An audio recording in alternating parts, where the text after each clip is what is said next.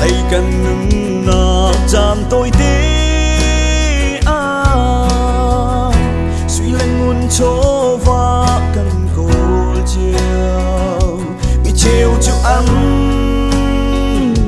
nạc yang là đi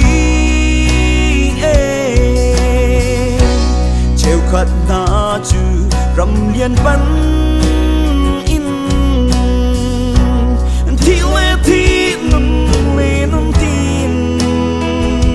nâng ngã bếc in riêng trang ăn chuan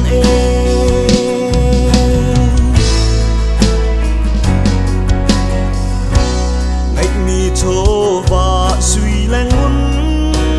chư quang trong ngã hiếm tê in na chia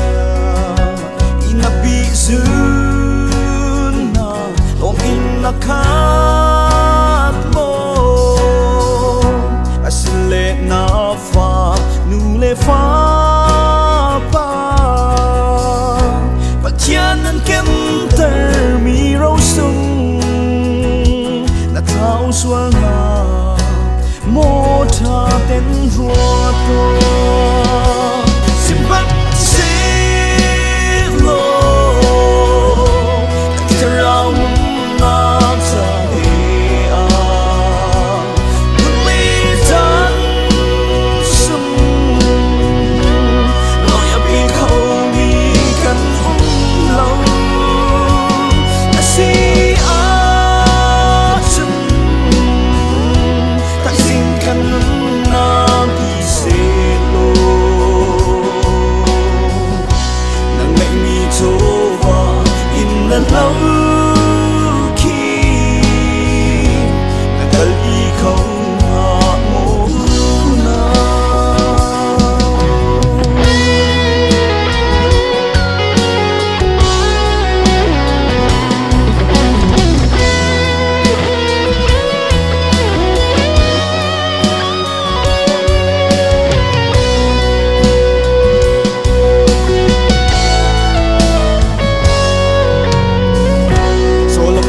chiang pa trang ni a chim dây dòng hi bác pa lòng ân si nang ngâm lên lòng na để câu từ lâu và lấy a chỗ và ngày lâu giống di sự ngày thứ in trong khói liên ngân dấu từ ăn si xin bắt xế lô gần thân rau mung na cha tê nâng lê tan sung loi ấp bị khâu mi gần lâu si cần nâng na đi xe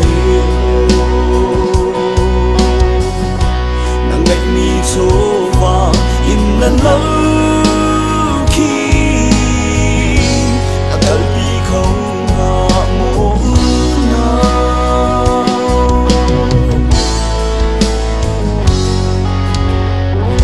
lần lúc bị khá suy lạc song na nạc lạc sóng sung từ về lô cho in cho khó lâu lộn in nạc khát lại nạc bà sơ khai in thô nạc in lộn nạc không biết từ khá về lô bạn ngay từ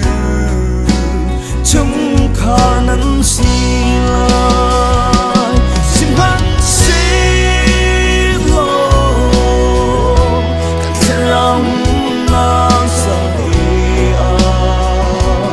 nâng ly tan